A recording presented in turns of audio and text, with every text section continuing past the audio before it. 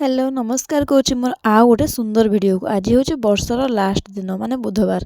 तो राति पाइले पुणी नूतन वर्ष आरंभ हो आम मैंने समस्ते पुराणा वर्ष को विदाय देवा पुणी नूतन वर्ष को स्वागत करवा आ जेझा जीवन शैली को पुणी आगे नवा जेझा कर्म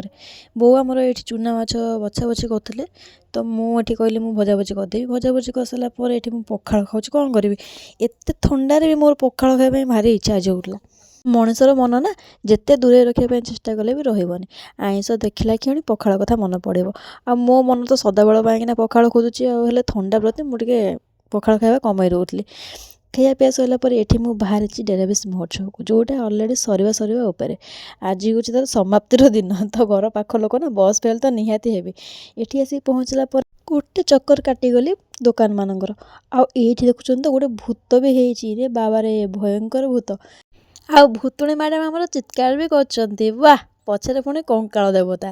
आउ ये सब सामान्य सामान्य गोटे गोटे मुंड आ को देखिले मत जमा भी डर लगुला बापा आमर कहते पड़े चल ना से चित्कार कर ये आम स्टाडियम ऊपर होते महाप्रभु जगन्नाथ तो तांको पाखे टे बुलिकिना पलि आसली यही सब जिन देखिकी मुझे बहुत आज एंजॉय कर मोर पिलादिन कथा सब गोटे गोटे कर मन पकई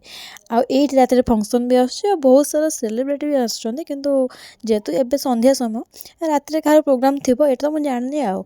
आउ ये जो सब दोली मान देखुं मिकी माउस मो नाचापी भारी इच्छा है कौन करी बड़ पिला पूरा आलाउ ना आउे ये स्टेसनारी दुकान मानक बुली आसली झील पिला कौन दरकार आसला मतलब खाली स्टेसनारी खोजे